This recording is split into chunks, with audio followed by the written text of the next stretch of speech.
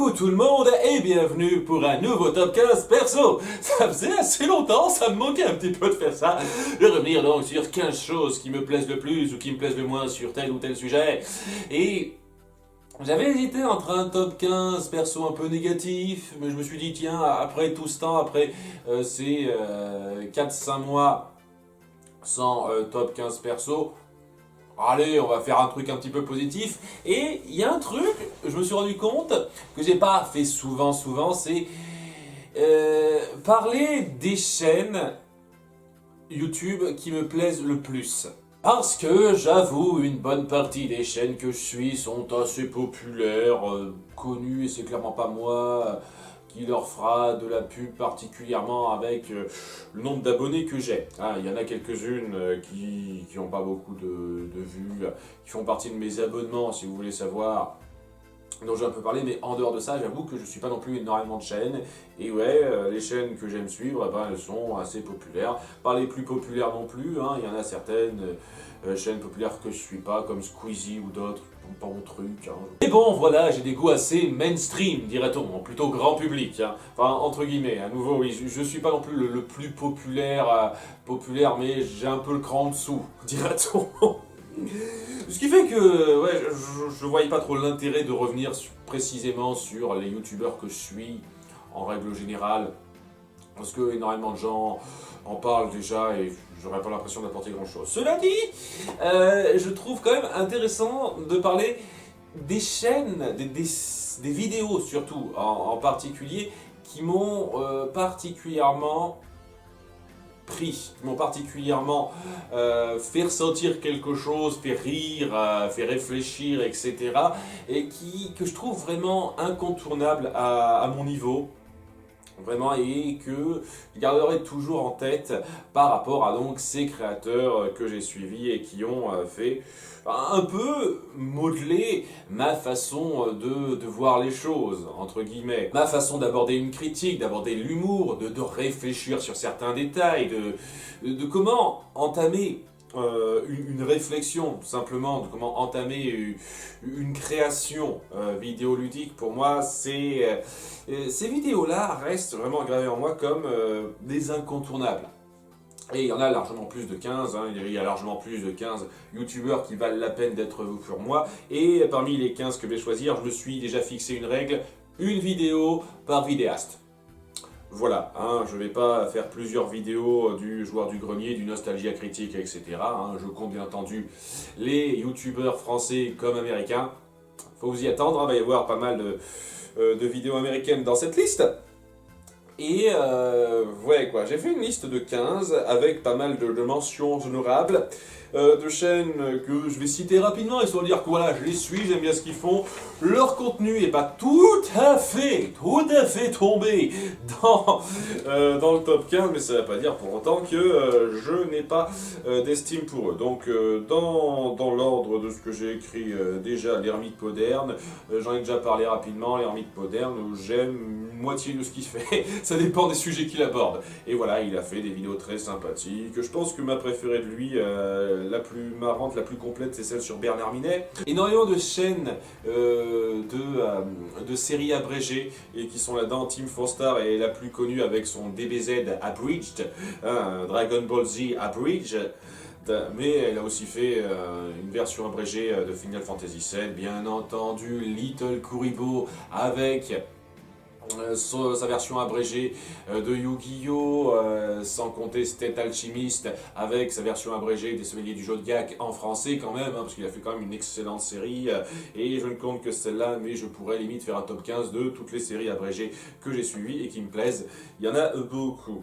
Et ensuite, nous avons Mathieu Sommet, Salut les Geeks, qui ne fait plus rien pendant un petit moment à ce niveau-là. Il a fait... J'ai oublié le nom, une autre émission pour rebondir là-dessus qui n'a pas su m'intéresser, mais voilà, j'adorais Salut les Geeks. J'aime aussi What the Cut d'Antoine Daniel. Je préfère Salut les Geeks, personnellement, il y a un peu plus de réflexion intéressante là-dedans, et What the Cut avait tendance à partir un tout petit peu trop dans le grave le facile à certains moments, je trouve. Mais voilà, j'apprécie les deux, ça me faisait bien marrer quand c'était diffusé. C'est-à-dire il y a plusieurs années maintenant, je suis vieux putain une fois de plus. Après Monsieur Plouf, rapidement dans un désordre total, hein. Monsieur Plouf, j'aime bien ses critiques de jeux vidéo avec son sens particulier de la présentation, il me plaît beaucoup. Karim Debache avec Chroma et Crost a fait d'excellentes critiques. Ces dessins animés là, j'ai beaucoup aimé beaucoup de leurs critiques de série. Hein. Je fais un petit appel à eux parce que c'est ceux qui sont les plus à même de réagir à cette vidéo, de la voir. Donc ouais, j'aime beaucoup ce que vous faites. Hein. C'est pas tout à fait dans mon top 15, mais j'aime quand même beaucoup pas mal de vos vidéos. Ma préférée étant votre critique de Phineas et Ferb. Sans pseudo aussi, dont j'aime bien les analyses et j'aimais beaucoup les petites chronocritiques qu'il faisait. Je sais plus exactement comment il appelait ça. Mais voilà, les petites critiques de films qu'il faisait, c'était très cool. Hein. Il faisait pas mal de mises en scène qui me faisaient bien marrer. Et il avait des points de vue intéressants à découvrir. Voilà, nous avons l'antre du MEA que je préférais quand ça traitait vraiment de jeux vidéo et de tout, en plus du lore autour du jeu vidéo, les différentes adaptations. Je trouvais que c'était beaucoup plus complet que regarder l'envers du décor pour un film. En gros, je trouvais ça plus intéressant. Je trouve ça un peu dommage maintenant qu'ils nous traitent plus de ça, quoi. Maintenant, il traite de films, hein. En gros, hein, c'est ça son truc. Mais voilà, lui, il fait quand même encore du bon boulot et j'apprécie encore le gars. Je trouve pas que ses vidéos sont parmi les meilleurs qui soient, mais c'est quand même très sympa à suivre. Benzaï, pareil, j'aime bien ses critiques. C'est lui qui fait les chronocritiques, c'est ça. Et oui, certains de ses hard corners sont très sympathiques. Nous avons, je crois, fait plus ou moins le tour des Français, hein, donc dans les Américains qui vous parleront moins. Mais bon, hein, quand même, hein, il y en a beaucoup que j'aime bien, qui sont pas tout à fait dans la liste non plus. Nous avons John Tron, dont j'aimais beaucoup les critiques de jeux vidéo. Je trouve que depuis quelques temps, il s'éparpille un petit peu sur autre chose. Mais voilà, il a ce côté absurde, totalement exagéré, qui me plaît bien, très réminiscent de What the Cut. J'ai envie de dire un petit peu moins, en partant un petit peu moins dans le vulgaire, mais il est quand même assez marrant à ce niveau-là. Nous avons Armored Skeptic, que je suis plus depuis quelques temps, mais qui faisait pas mal de vidéos de débunkage. C'est pas vraiment le terme que je devrais employer, c'est comment on dit ça où il défait pas mal de théories du complot, des arguments en tout genre. Et il y a des critiques et des analyses qui étaient très intéressantes et il faisait ça mieux que d'autres. Que je suivais un petit peu mais qui faisaient pas autant le taf comme Sargon ou Amazing Atheist.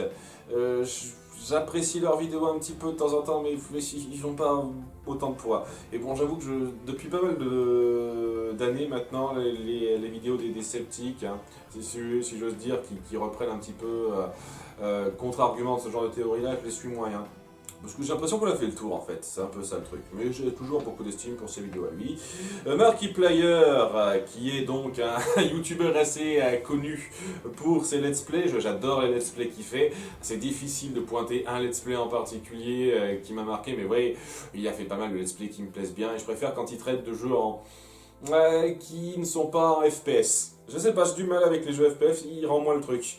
Et quand c'est vraiment du jeu indé, là, qui fait pas vraiment dans ces petits trucs, dans ces petits délires, il peut avoir des moments très marrants. Et je préfère même légèrement Nicobi à ça, dans le même genre, qui est mon youtubeur let's player préféré.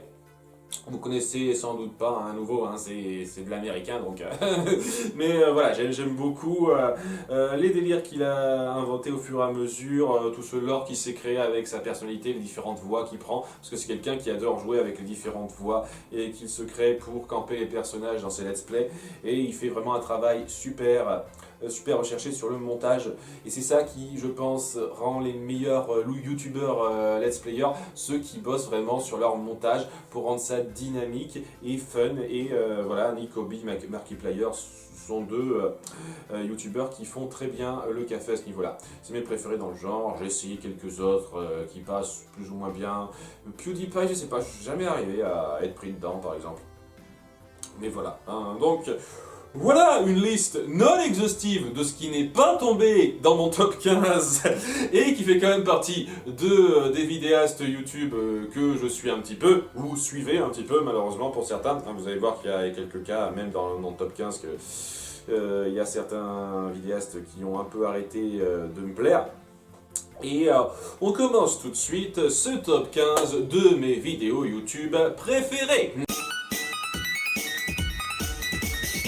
Numéro 15, Anal Génocide, pense par toi-même. Alors, j'ai un peu critiqué le gars et je suis clairement pas toujours d'accord avec lui, c'est clair. Mais j'en ai déjà parlé, je trouve que de temps en temps, il pose des réflexions intéressantes et sympathiques. Vraiment. Et des fois, il a de bons contre-arguments, de bons arguments pour faire valoir son point de vue que j'apprécie bien. Ça dépend des vidéos. Une vidéo sur deux, je suis d'accord, l'autre vidéo, j'ai du mal. Que voulez-vous? C'est pas le seul, hein, c'est pas le seul cas comme ça. Et oui, des fois, il a de très bons arguments et je pense que cette vidéo-là, c'est avec toute sa simplicité, elle arrive quand même à bien démontrer, à bien casser un argument à la con qu'on te sert souvent lorsque on utilise l'argument de la citation. L'argument de la citation, ça me fait assez marrer à chaque fois que j'y pense parce qu'il y a une citation assez célèbre de Voltaire qui dit que l'art de la citation appartient à ceux qui n'ont pas assez d'esprit pour réfléchir eux-mêmes. Alors, quand on essaye de contredire ça, on passe un peu pour un gland parce qu'on cite quelque chose, on cite quelqu'un pour faire ça. Ça me fait toujours marrer. Mais voilà, l'art de la citation, l'art de se reposer sur des faits, des pensées déjà employées avant, n'est pas une mauvaise chose et appuie totalement l'idée que l'évolution de l'esprit en société repose sur les acquis des anciens. Et que, oui, on ne peut pas repartir de zéro à chaque fois, ce serait stupide. Et c'est pareil pour tout ce qui est création physique comme création mentale. Voilà, j'ai beaucoup aimé cette façon d'aborder les choses. Et c'est vrai que j'ai pas souvenir d'avoir vu quelqu'un tacler le sujet aussi bien. Après, bon, j'ai pas suivi tous les youtubeurs existants, hein, mais voilà, c'était concis, c'était sobre, mais très efficace. J'ai beaucoup aimé la réflexion de cette vidéo. Numéro 14, Michael J. Fermez-la, la nostalgie du réveil de la force. C'est presque pour faire mon malin et embêter les gens que je les mets côte à côte là, parce que je sais qu'ils se supportent pas, mais vraiment hein, à un niveau viscéral. Hein, et ouais, quoi, dès lors qu'ils se rentrent dans les pattes, Michael J et Anal Génocide, ça donne vraiment des moments désagréables et pas intelligents. Honnêtement, hein, les critiques d'Anal Génocide par rapport à ce que dit Michael J de temps en temps et comment il est ragé, etc. Celui-là, à chaque fois qu'on met ça en avant, je trouve qu'ils sont vraiment à leur pire niveau, ces deux-là. Mais bon, quand ils ont une réflexion en dehors de ça, ils peuvent faire des trucs pas mal et voilà, j'en ai déjà parlé, j'ai critiqué Michael J à quelques moments. Je suis pas d'accord avec certaines visions qu'il a, mais ça veut pas dire que je trouve pas une seule seconde qu'il a du talent. Il a du talent. Il a cette façon de présenter ses vidéos, ses arguments que j'aime beaucoup. Il met vraiment l'effort dans les formes. Et contrairement à pas mal d'autres vidéastes, dont certains sont sur cette liste, c'est quelqu'un qui est assez conscient, constant, régulier dans ses sorties. Il bosse vraiment, il le montre et je le respecte beaucoup pour ça. Parce qu'il y en a beaucoup qui ont tendance à se reposer un petit peu trop sur leur laurier, se dire ouais c'est bon j'ai du succès donc je peux me permettre de me la couler douce, de toute façon j'aurai des gens pour me suivre quand je sortirai quelque chose. Donc voilà, j'ai du respect pour lui pour ça, et il a fait quelques critiques, quelques analyses en tant que Fermez-la qui me plaisent beaucoup. C'est pas passé loin d'être pris cette place par 5 preuves que Gotham est débile, parce que ça m'a bien fait marrer celle-là, et que certains arguments étaient très cool. Après, ça vient d'un type qui n'est pas suivi Gotham. Donc voilà, je suis un peu trop détaché du projet qui est critiqué pour en juger pleinement toute la pertinence, je trouve. Donc je suis plutôt parti sur la nostalgie du réveil de la force, une vidéo relativement récente qui montre que Michael J ne fait pas que du SJW chiant et que des fois, même récemment, il arrive à faire de l'analyse sans passer par là. Et voilà, j'ai beaucoup aimé son interprétation du premier film, comment il a défendu, comment il a vu les messages que renvoie donc ce premier film de la postologie Star Wars. Je fais partie des gens qui sont plutôt d'accord avec sa position sur les films Star Wars, hein, la postologie en particulier. Donc voilà, je me retrouve souvent dans ces arguments. Donc quand il parle de Star Wars, ça fait un peu plaisir à ce niveau-là. Et voilà, je trouvais que l'argumentaire était parmi le plus recherché. Certains points étaient peut-être un petit peu haut perché. Je ne suis pas sûr que ce soit aussi profond qu'il le pense, mais c'est quand même très intéressant sa réflexion. Et j'apprécie beaucoup. Et je pense c'est ce qui fait que cette vidéo est ma préférée de sa chaîne.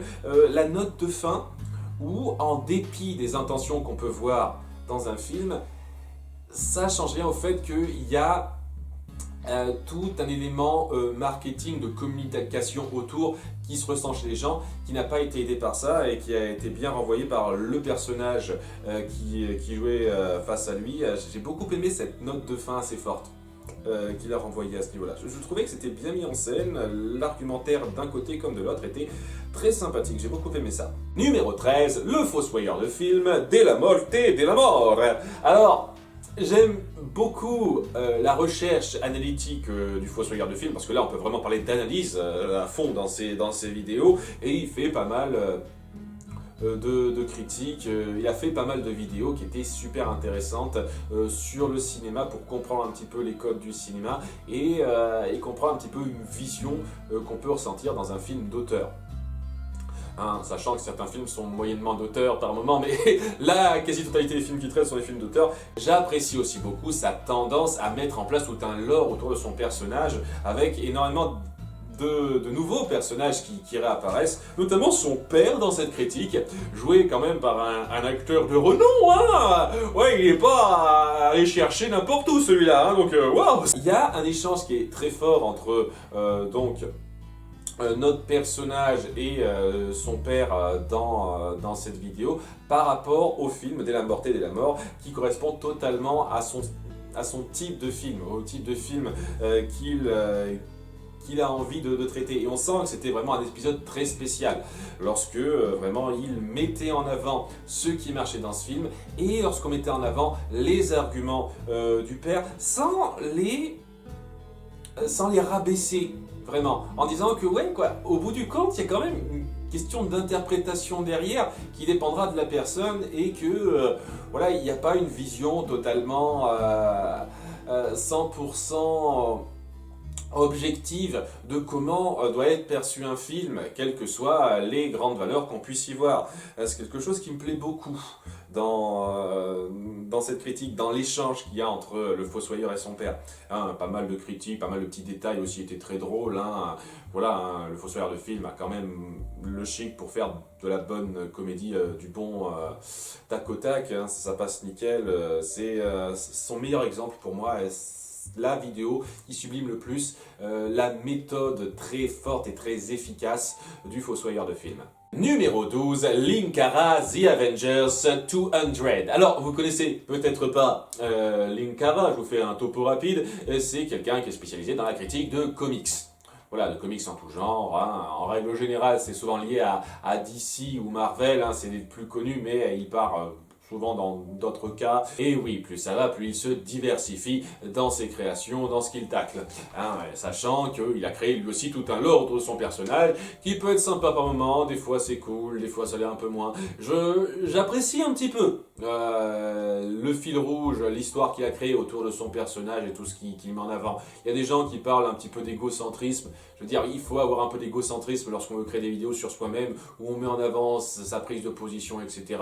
Le mec prend le temps d'écrire un scénario, il a même fait tout un film autour de ça en invitant donc ses amis youtubeurs là-dedans. Il y a pas mal de gens qui ont critiqué ce film-là, en mal, parce qu'on sent clairement que c'est des gens qui n'étaient pas pris dans le lore qu'avait créé Linkara, donc c'est normal, hein. Mais bon, par rapport au lore qu'il a créé, moi je trouve que c'est très satisfaisant. Et là, je suis parti sur une tangente parce que ça n'a rien à voir avec ça. Linkara est donc un critique de comics, et c'est un de ceux que j'ai le plus traduit lorsque je faisais du sous-titrage. De façon poussée et très régulière, parce que j'aimais beaucoup son approche de la chose. Et moi qui ne suis pas vraiment un lecteur de comics, j'ai été très intéressé de découvrir certains aspects, c'est-à-dire certains récits des comics DC et Marvel via son point de vue. Et la vision la plus intéressante et la plus forte, ça a été avec The Avengers 200. Alors c'est pas passé loin, je vous cache pas, en termes de comédie, de sa critique sur la BD Marvel.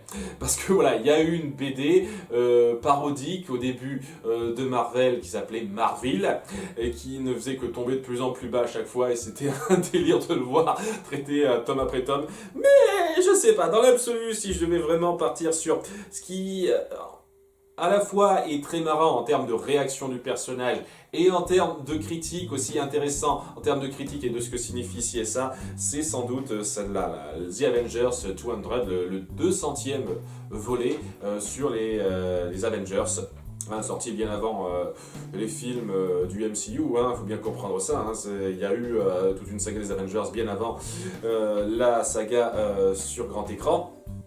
Et voilà, c'est très intéressant de voir comment on maltraite un personnage, comment on croit qu'un concept est cool comme ça, alors que dès lors qu'on s'y penche, c'est affreux, et il le faisait passer nickel. Il y avait énormément de moments très forts dans ses réactions, dans ses critiques que j'ai beaucoup appréciées. Après, c'est difficile de vous expliquer le détail sans comprendre le truc, quoi. The Avengers 200, en gros, on a un personnage qui se retrouve enceinte, une de nos héroïnes qui se retrouve enceinte comme ça, sans qu'on explique comment, et ça va être géré de façon complètement foutraque, insultante, et voilà, il y aura toutes les bonnes réactions, tous les bons commentaires, toutes les bonnes critiques à faire pour bien descendre ça.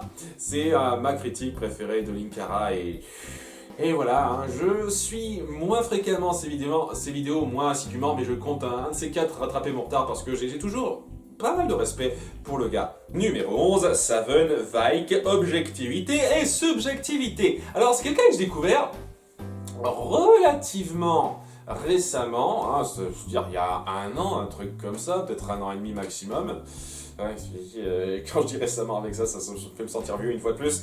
Et voilà, j'aime beaucoup son format. J'aime beaucoup ses critiques de jeux vidéo très relâchées, très je balance tout, très tac au tac, là aussi, où il met quand même bien en avant les qualités, parce qu'en règle générale, il traite de bons jeux vidéo. J'aime beaucoup ça, et il lui arrive de temps en temps de parler de sujets plus généraux en lien avec le jeu vidéo. Et il a traité d'un sujet qui est l'objectivité et l'art, en gros. Donc un sujet assez universel, déjà traité pas mal de fois, mais que j'ai trouvé parfaitement bien ressenti dans cette vidéo-là. Bon, moi-même, j'ai traité ça dans une mise au point, voilà, je vais parler il y a quelques moments aussi, ça, sur le fait qu'il n'y a pas d'objectivité précise, d'objectivité à 100% pour juger d'une œuvre artistique. Lui, il met ça en avant par rapport aux jeux vidéo, mais une bonne partie de ses arguments peuvent se rapporter à d'autres médias. Et j'aime beaucoup la façon dont il le présente, donc il dit que ouais, un avis, en règle générale, c'est subjectif, et même s'il y a quelques points d'objectivité à retirer de certaines œuvres, au bout du compte, l'appréciation dépendra beaucoup de la subjectivité de la personne. Voilà, il le montre très bien. J'ai adoré le rythme de sa vidéo, le petit gag récurrent qu'il a créé sur le « Ah, c'est subjectif, hein !» Sur le fait que oui, on va pas s'emmerder à préciser à chaque fois qu'on dit quelque chose, mais c'est mon avis, c'est subjectif, hein. À chaque phrase qu'on dit, ouais, on va dire, ça serait chiant au bout d'un moment. J'ai beaucoup aimé ça. C'est des tonnes de détails qu'il met en place avec son ton bien à lui, et les arguments que j'ai trouvé parfaits. Honnêtement, j'ai adoré cette vidéo, et c'est la première que j'irais pointer vraiment si quelqu'un veut vraiment me lancer sur un débat, me demander mon avis sur ce que je pense de l'objectivité avec l'art. Pour moi, il l'a très bien fait passer avec cette vidéo-là. Numéro 10, pourquoi j'ai raison et vous avez tort sur Prometheus et Alien Covenant. Et oui, j'ai critiqué Durandal, mais ça n'empêche que j'apprécie énormément son travail et que je regrette un petit peu qu'il fasse de moins en moins de vidéos travaillées. J'imagine qu'il prend de plus en plus de temps, ce que je trouve un petit peu superflu pour certains détails, mais voilà, on commence un tout petit peu à perdre la force du gars qui était quand même de sortir régulièrement du contenu intéressant. Et ouais, ces critiques un peu à chaud de films qu'il vient de voir au cinéma, Ok, ça peut être un peu sympa, mais c'est clairement pas la raison principale pour laquelle je regarde sa chaîne. Donc voilà, ça manque un petit peu qu'il fasse de moins en moins de vidéos travaillées comme ça, et je sais pas, j'espère qu'il va pas trop se perdre à ce niveau-là. Ça donne un petit peu cette impression-là quand même de la part du Randall que, ouais, je sais que qu'en sortant un minimum de vidéos qui sont pas aussi poussées que celles que je sors d'habitude, ça attirera des gens, donc... Voilà, de temps en temps, donc, je vais faire un vlog sur le nouveau film sorti et ça plaira aux gens. Et puis bon, ma grosse vidéo, je vais attendre un petit peu, je prends mon temps pour la sortir. Alors j'imagine peut-être qu'ils bossent à fond là-dessus et que ça va être un énorme gros morceau, mais je sais pas, j'y crois pas trop, hein. Et il y a le sentiment que non, ça va pas être trop ça, hein, mais bon, c'est une impression personnelle. En tout cas... Voilà, j'apprécie une bonne majorité de C'est pourquoi j'ai raison et vous avez tort, et j'apprécie d'autant plus quand il fait de la bonne critique au détail, mais vraiment détaillé à fond, quoi. Je veux dire, il y a des critiques de films qui sont en détail, où on passe quoi, les 30-35 minutes sur un film d'1h30.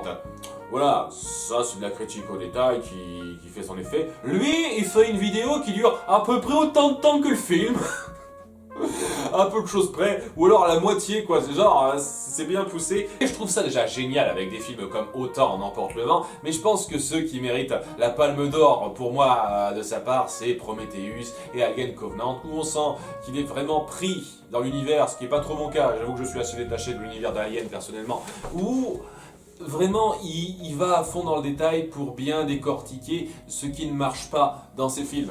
Et et je trouve ça à la fois très saisissant dans les arguments des fois, parce qu'il peut faire des trucs très très poussés qu'on voit pas souvent les critiques faire, vraiment dans certaines de ses analyses, mais parfois très drôle dans ses réactions, dans ses montages, parce que c'est vrai que on justifie un petit peu le fait qu'il sort pas une vidéo toutes les semaines de ce niveau-là, hein, c'est sûr. Hein.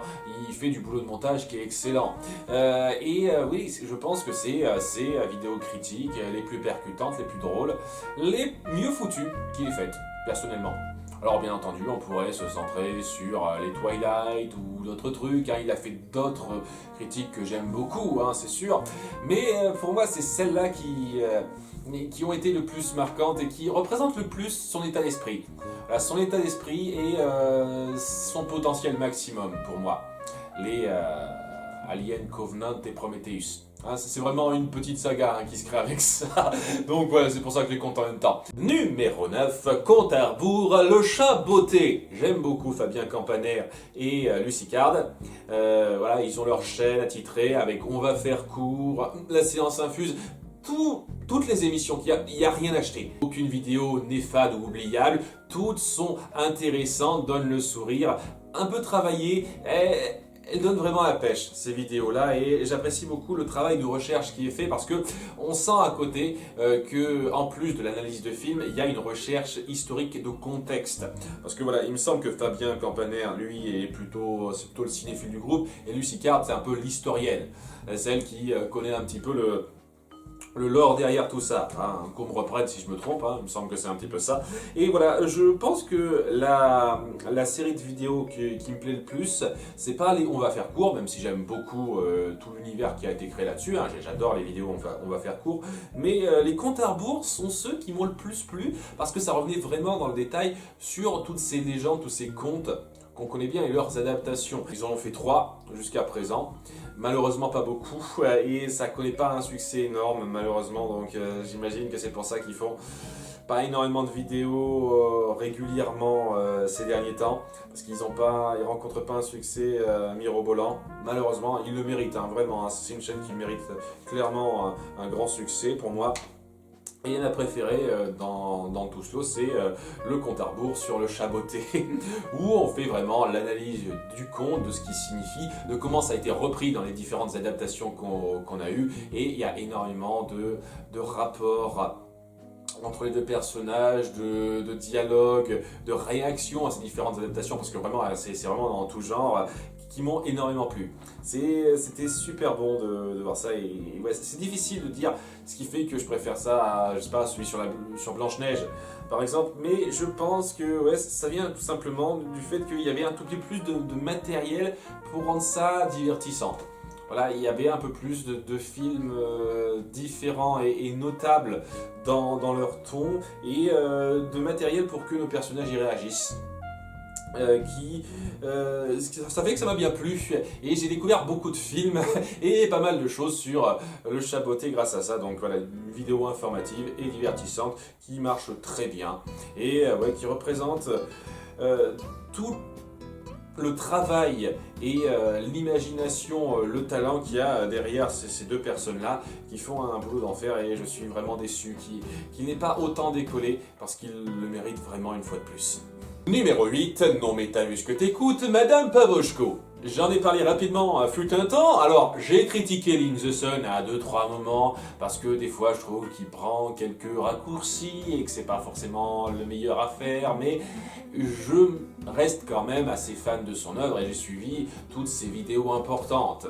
Et j'ai beaucoup d'estime pour son point culture, on découvre certaines choses. Alors, moins pour certains que pour d'autres. Pour certains, je trouvais que c'était un peu maladroit, mais la grande majorité quand même très bien fichu et assez marrant.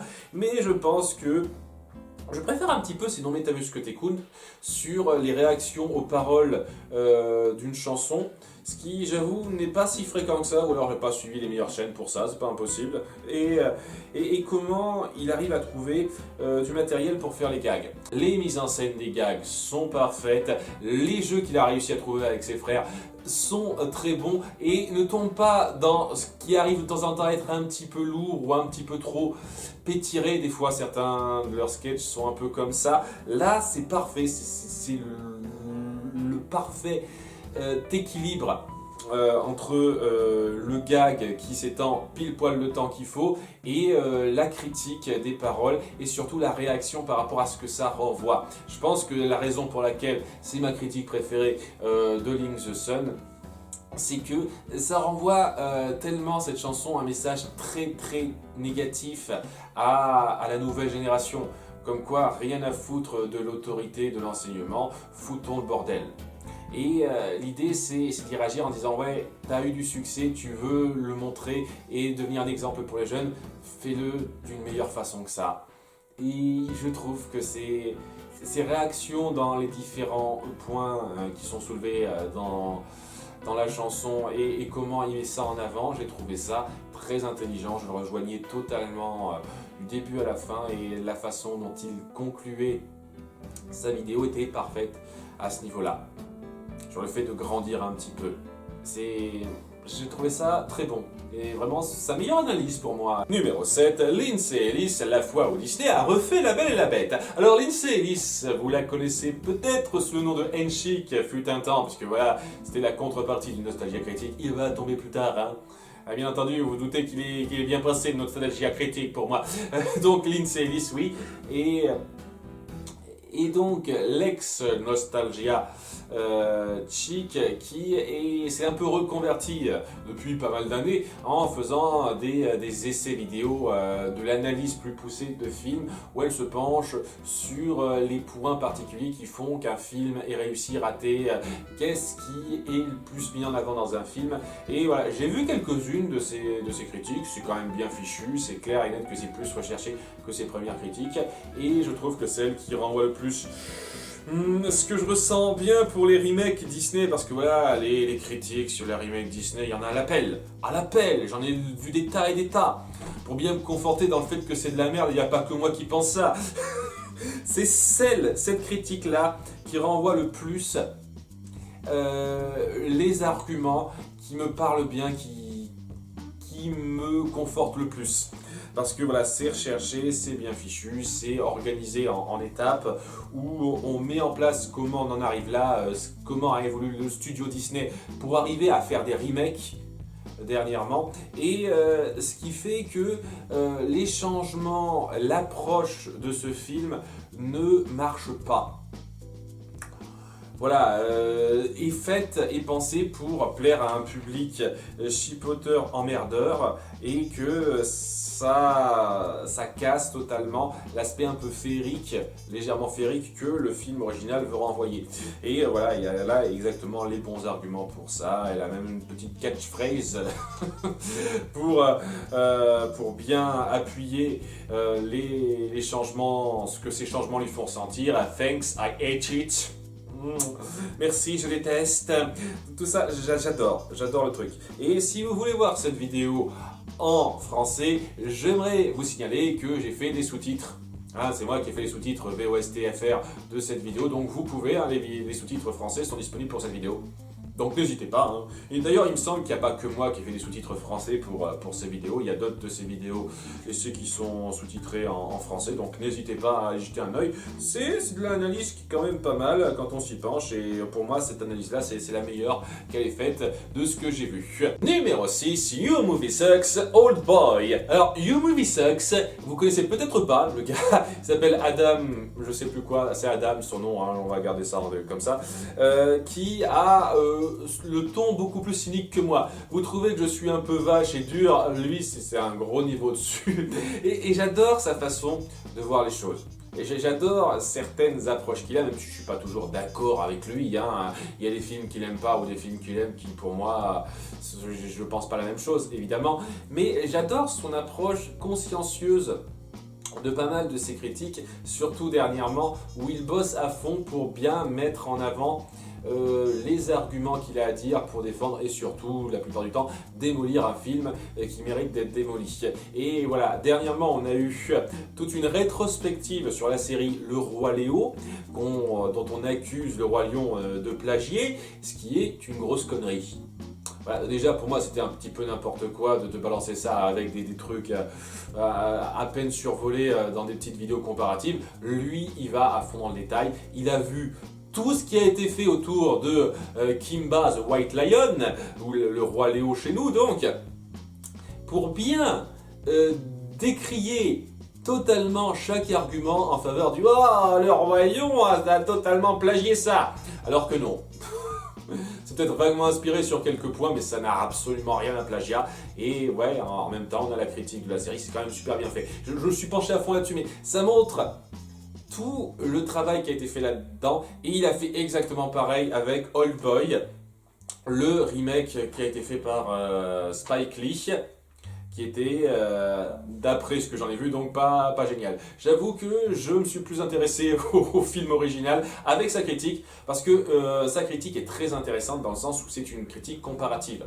Il décrit d'une part d'abord comment ça se passe au début dans le film original, coréen, en décrivant bien ce qui fait que ça marche et que c'est un incontournable, un classique pour beaucoup de gens, et en faisant le comparatif, en passant après à la scène du point de vue du remake et en disant à quel point ça gâche tout, ça rabaisse tout et ça devient un peu ridicule, surtout plus on avance. Et voilà, c'est très marrant par moments, c'est très recherché en termes d'analyse, ça dure plus d'1 heure cette critique, merde. J'aime beaucoup ce genre de critique très travaillée comme le fait Durandal, des fois de temps en temps, là aussi on sent un petit peu ça, et c'était sa critique la plus recherchée, la plus satisfaisante que j'ai vue, et ça m'a donné envie de voir Old Boy, la version originale. C'était un très bon film au passage, hein, j'ai beaucoup aimé. Donc voilà, je sais pas quoi dire de plus à part que c'est juste parfait dans le rythme, dans le récit, ça s'est parfaitement jonglé entre le bon film et le remake pourri d'un extrait à l'autre. Et je suis assez impatient de voir ce qu'il va faire pour le remake du Roi Lion qui compte traiter bientôt, même si j'avoue que là, malheureusement, il sera pas le premier, hein, alors que pour Old Boy, j'ai pas vu beaucoup de monde faire un travail comme ça, alors que pour le Roi Lion de 2019, ce sera moins original. Mais voilà quoi, sa critique de Old Boy était savoureuse, de caviar à regarder, et je vous la recommande. Malheureusement, je crois qu'il n'y a pas de sous-titres dessus, elle est longue, et je compte pas le faire d'ici de sitôt ça, mais... Voilà, si vous parlez en anglais, si vous êtes un petit peu anglophone, ça vaut vraiment le coup. Numéro 5, Fellows Triangle. Fellows, c'est un critique de film que j'ai appris à apprécier au fur et à mesure. Au début, j'étais pas fan, Et puis après, je me suis intéressé petit à petit à ses vidéos et je me suis rendu compte qu'il a vraiment sa patte, son ton à lui, qui m'a grippé de plus en plus, et il a fait énormément de critiques qui me plaisent bien. Son truc au début, c'était surtout de critiquer des films du genre horreur, mais au bout d'un moment, il est parti un peu sur d'autres choses, et depuis quelques temps, il tacle un petit peu tout et n'importe quoi, et son truc de prédilection, c'est plutôt les films à petit budget, avec des récits un petit peu discutables, très discutables, où il prend un certain plaisir à jouer sur le montage pour bien casser ça et bien se marrer. Et il fait des trucs super bons hein, comme Beauty and the Beast, une version animée qui n'est pas donc celle de Disney où il s'en donne à cœur joie. The Lion King par Dingo Pictures, énormément de trucs comme ça où il est excellent, il fait d'excellentes critiques. Je vous recommande ça. Mais sa critique qui m'aura le plus marqué, qui m'aura le plus plu, que je situe aussi haut, c'est celle sur Triangle, qui est pas forcément évidente, c'est pas la première à laquelle on pense, mais j'ai juste adoré le degré d'analyse logique derrière le concept que nous propose ce film. Film que j'ai vu, qui est sympathique à regarder quand on n'y réfléchit pas trop, mais dès lors qu'on s'y penche, ça devient un énorme bordel, et le gars met parfaitement le doigt sur ce qui fait que c'est un bordel et que ça ne tient pas la route. Du début à la fin, avec énormément de références, une référence à Phoenix Wright à un moment donné. Il fait une mise en scène que j'adore, qui repompe bien entendu la mise en scène du film Triangle, qui repose sur le concept de boucle temporelle, en s'en moquant et en créant quelque chose d'assez savoureux, d'assez prenant à suivre malgré tout, quoi. Il joue sur le concept, il s'en moque, il a énormément de bonnes idées et j'adore ça, quoi. Sa vidéo la plus travaillée pour moi, la plus intéressante en termes d'arguments, et oui, il y a des tonnes de critiques drôles aussi, hein, c'est pas sa plus drôle, mais c'est la plus pertinente qu'il ait faite pour moi et la plus sympathique à suivre, que j'adore me revoir à fond. Numéro 4, joueur du grenier, Takeshi's Challenge. Le joueur du grenier est donc incontournable, hein, je veux dire, il fait des vidéos vraiment travaillées, qui demandent vraiment de l'effort, de montage, d'écriture, etc. Ça se ressent à chaque fois. Alors, quelques-unes de ces vidéos tombent un petit peu plus à plat que d'autres, hein, parce que voilà, on peut pas faire que des grandes vidéos, des grands moments d'écriture, d'humour, mais la très grande majorité de ces vidéos sont super sympathiques et sont un vrai plaisir à découvrir chaque mois. Et j'attends impatiemment sa vidéo des 11 ans. Hein. Ah mais vraiment, hein. Quand elle va sortir, moi je serai tout aussi excité que n'importe qui. Hein. Donc voilà, j'aime beaucoup les vidéos du joueur du grenier. Et si je devais situer ma préférée dans l'eau, ce serait assez difficile parce qu'il en a fait énormément. Hein, un peu récemment, Écho le Dauphin, elle était géniale celle-là. Sa vidéo sur les jeux Dragon Slayer, là aussi, c'était extraordinaire. Mais je pense que ma préférée, c'est celle qui est en 2 parties, Takeshi's Challenge, où il va vraiment au bout du jeu. Étant donné qu'il fait 2 vidéos dessus, il va vraiment au bout du jeu, de ce que ça raconte, de ce que ça propose, avec énormément de mise en scène, en se moquant un petit peu des trucs typiques japonais qu'on peut y voir, et en créant énormément de gags, de critiques, de moments qui sont juste géniaux. C'est une double vidéo marrante et excellente qui pour moi représente un tout petit peu le point d'orgue du joueur du grenier. Et quand je dis un tout petit peu, c'est parce que vraiment quoi, il y a pas mal de vidéos qui sont pas loin derrière, tellement il a fait des vidéos géniales.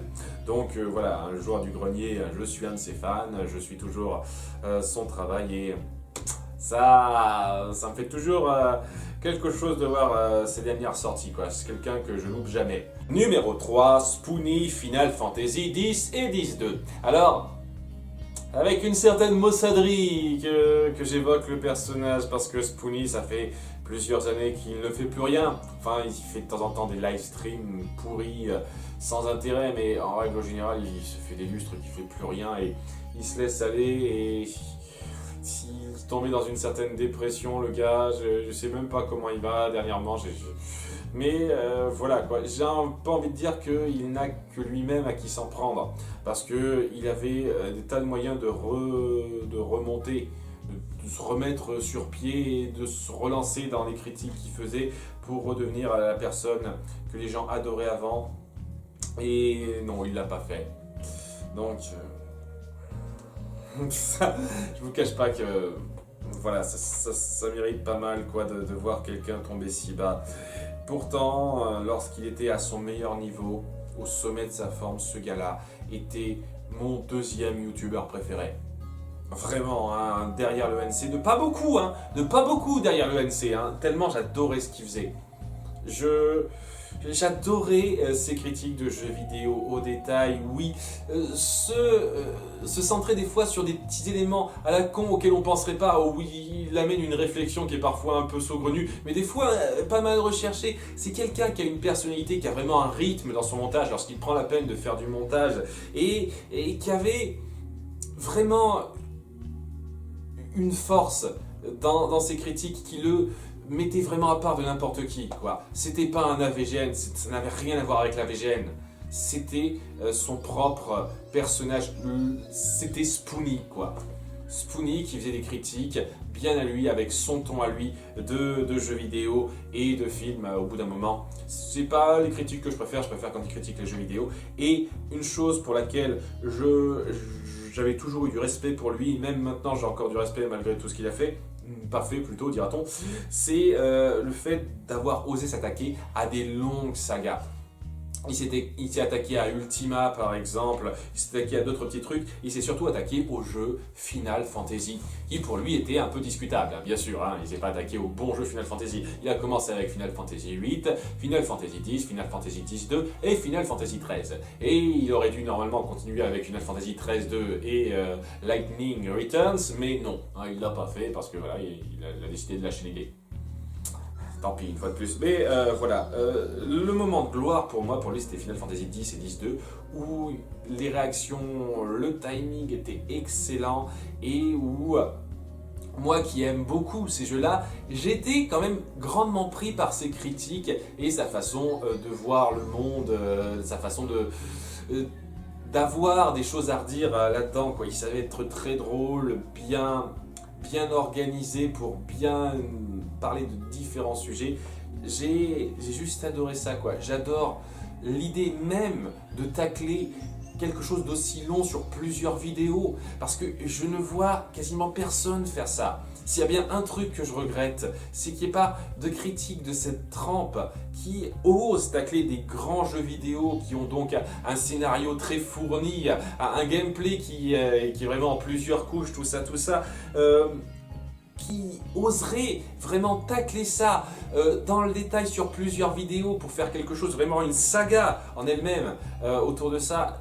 J'ai vu personne faire vraiment quelque chose d'aussi fort que ça en dehors de Spoony. Après, j'ai peut-être pas suivi tous les youtubeurs qui feraient ça, mais voilà, Spoony a su faire ça d'une façon très cynique et honnêtement savoureuse, hein. Il sait être très drôle et voilà, c'est pour moi son apothéose, Final Fantasy X et Final Fantasy X-2.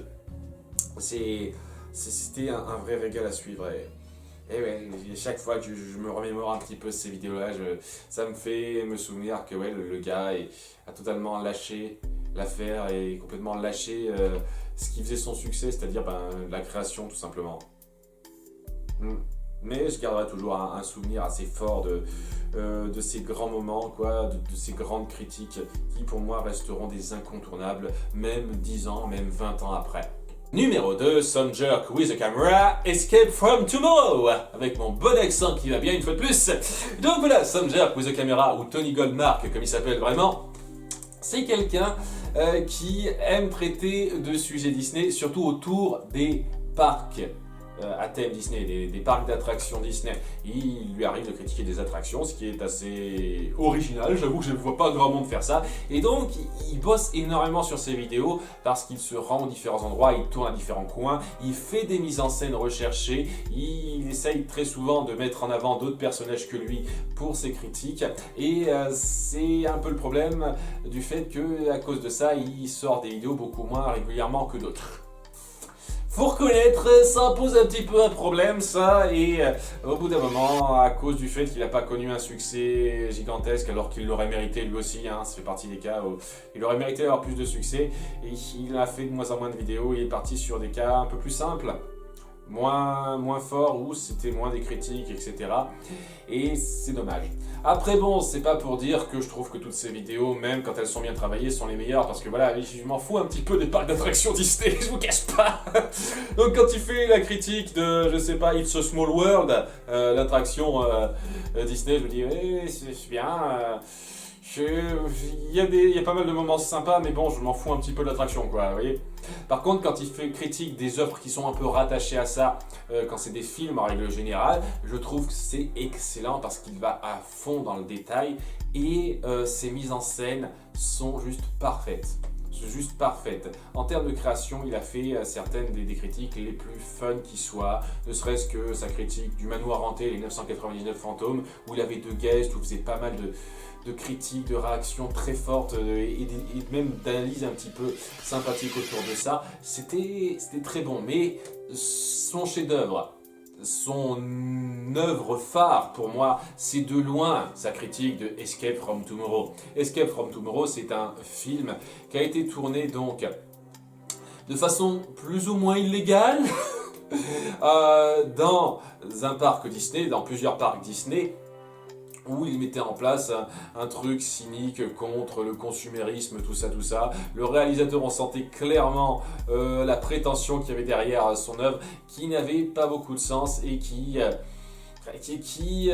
cherchait plus à être choquante pour être choquante qu'avoir vraiment un récit bien travaillé. Et il va vraiment à fond dans le détail avec 3 vidéos bien longues, bien fournies sur ce qui fait que ça n'a pas de sens, en essayant vraiment d'incorporer son personnage et un petit peu le lore qu'il a créé, parce qu'il crée une petite histoire aussi au fur et à mesure de ses vidéos là-dedans, et c'est juste excellent. C'est excellent la façon dont il réagit, la façon dont il trouve ses sketchs pour critiquer ça, pour faire rire. C'était juste parfait. Ces 3 vidéos qui s'enchaînent de façon parfaite, où l'humour est exceptionnel, où il y a un commentaire super fort sur le consommateur des parcs d'attractions, qui n'a pas à être aussi vilipendé que ça de façon stupide comme ça, et où même s'il est clair et net qu'il y a des choses à reprocher chez Disney, c'est clairement pas de cette façon-là qu'il faut le faire.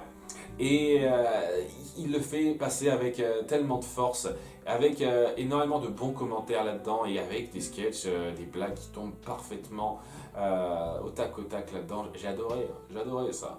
J'ai fait les sous-titres de ces vidéos, je ne sais plus si c'est sur mon ancienne chaîne qui a été totalement virée ou si c'est sur la nouvelle, donc je pense que c'est sur la nouvelle. Ça devrait être sur ma chaîne Mayolek 2.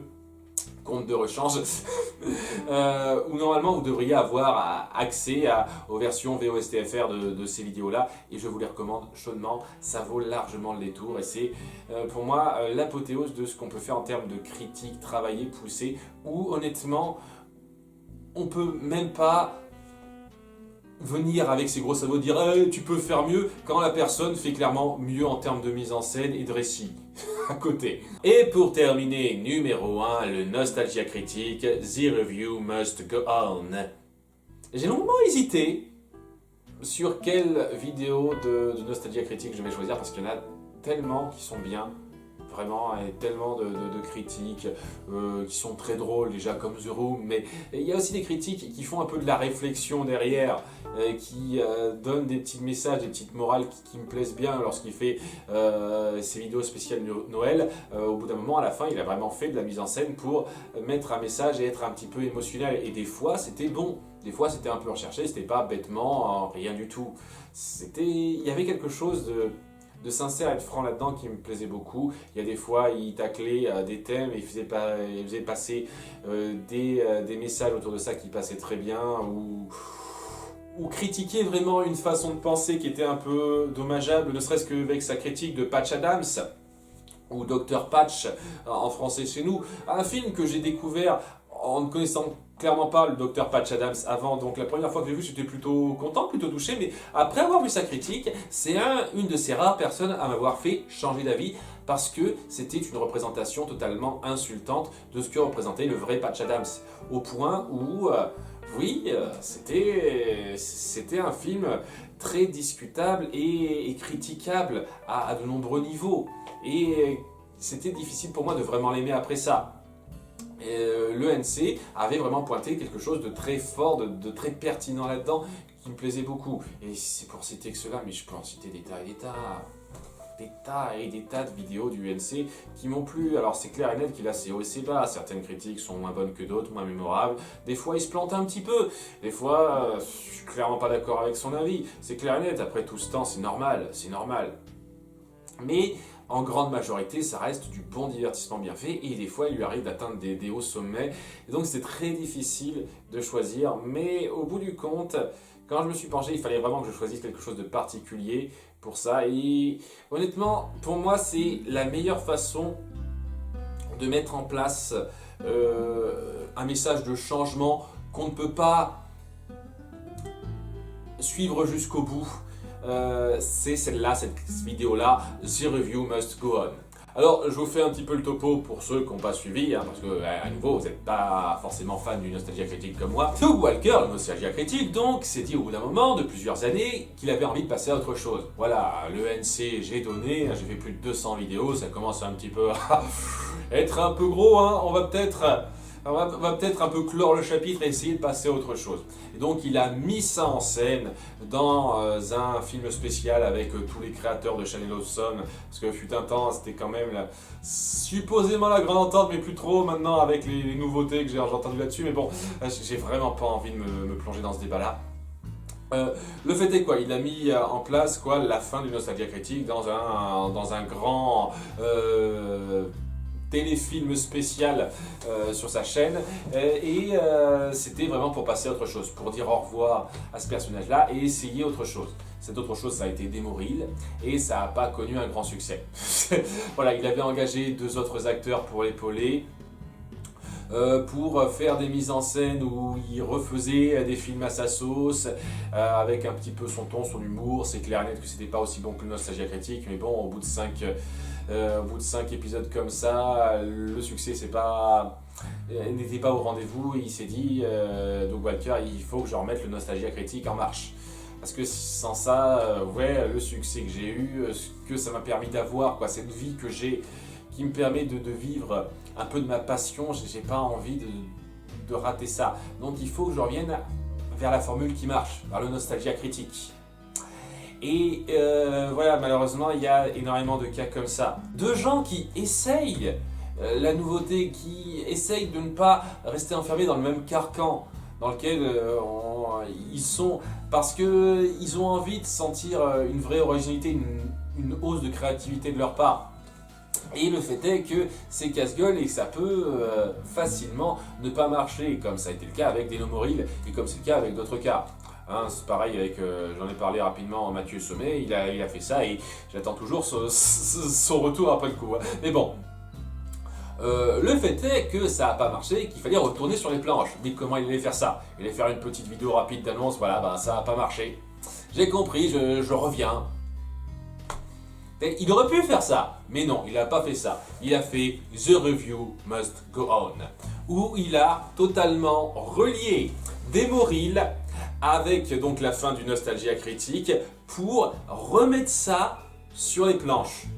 Pour remettre le personnage du Nostalgia Critique sur les planches, selon de nouveaux termes, parce qu'après il va un petit peu reprendre la même formule en la changeant un petit peu et en gardant les acteurs qu'il avait engagés, parce que voilà quoi, ça lui faisait plaisir de travailler avec des acteurs qui partageaient un petit peu la vedette avec lui, donc il avait envie de les mettre en avant avec lui aussi, et il a mis toute une mise en place autour de l'auteur qui se questionnait sur si oui ou non il voulait faire revenir son personnage, qu'est-ce qui pourrait l'amener à ça. Il parle aussi du fait que cette perte d'intérêt pour le Nostalgia Critique, c'était peut-être plutôt un burn-out et pas juste une envie d'en finir totalement avec lui.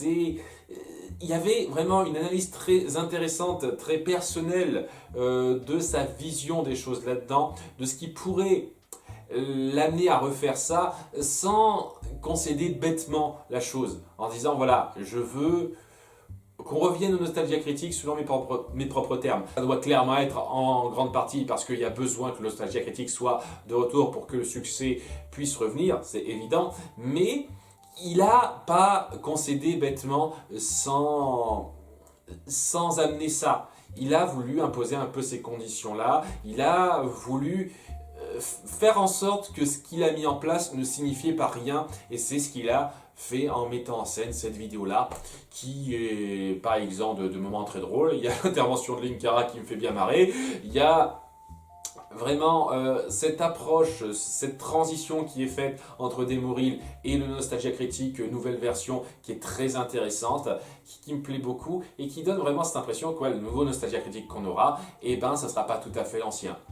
Et c'est ce qu'on a eu, hein. On a eu une Nostalgia Critique qui refaisait pas mal de ces trucs, de ces gimmicks qu'on connaissait bien, mais qui est parti sur des nouvelles approches, et on sentait une vraie fraîcheur par la suite dans ces nouvelles critiques. Ce qui fait que voilà, c'est la meilleure vidéo de transition pour reconnaître qu'une chose a échoué, pour moi. Il y avait tellement moyen de faire ça au plus simple, simplement dire voilà, le Nostalgia Critique va reprendre parce que ça n'a pas marché Demouril, et puis voilà.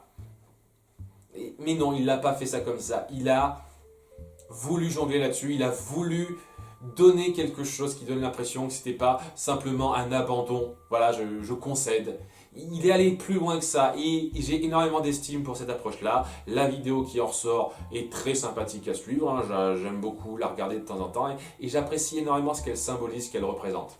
C'est pour ça que ouais, en termes de divertissement pur ou même de réflexion pure dans l'absolu, c'est clair et net que doit y avoir certaines avant qui sont mieux réussies que cette vidéo-là. Mais pour moi, c'est la vidéo qui m'a fait vraiment respecter la créativité artistique de Doug Walker, qui concède évidemment qu'il doit continuer à jouer ce qui marchera le plus, mais qui, s'il doit le faire, le fera avec panache. Et c'est totalement ce que je ressens. Hein. C'est ce qui fait que, en dépit de tous les problèmes d'organisation, d'accusation qu'il y a eu contre lui, contre Shadow Some, globalement, j'ai toujours du respect pour lui. Et je pense vraiment pas que ce soit l'enfoiré que certaines personnes décrivent, quoi. C'est quand même quelqu'un qui a voulu tout faire pour conserver deux acteurs avec lui, pour donner un peu d'emploi à des gens avec lui, pour qu'il continue de perdurer et avoir d'autres personnes à ses côtés, quoi. Pas juste pour faire le boss, je pense pas. En tout cas, c'est clairement pas ce qui se ressent quand on regarde les making-of de ses vidéos. Donc voilà, c'est quelqu'un qui voulait vraiment faire progresser sa chaîne, qui n'a pas pu aller jusqu'au bout de ce qu'il voulait en termes de changement, mais qui a su conserver ça en faisant un bon compromis où il ne donnait pas l'impression de se relâcher bêtement. Et voilà, c'est quelque chose d'extraordinairement respectueux pour moi, cette vidéo. C'est pour ça que c'est ma préférée dans l'absolu par rapport à ce qu'elle représente. Voilà. Et ce n'est pour citer que 15 vidéos, à part de 15 vidéastes différents. Il y a énormément de vidéos sur YouTube qui méritent d'être vues, et énormément de vidéastes que je ne connais pas, qui, si ça se trouve, je connaîtrai dans un certain temps et que je vous recommanderai aussi, qui dépasseront peut-être certaines de ces vidéos que j'ai listées là-dedans, c'est pas impossible. Il y a beaucoup de choses à découvrir sur YouTube et il y a pas mal de créateurs qui valent la peine. Donc voilà, n'hésitez pas à faire partager les vidéos qui vous auront le plus marqué, pas forcément les miennes. Ça me ferait plaisir, mais pas que les miennes, hein. Je suis sûr qu'il va y avoir d'autres vidéos qui vous ont marqué. Et je vous donne rendez-vous à très bientôt pour de futures vidéos. Merci d'avoir suivi ce top 15. Bye.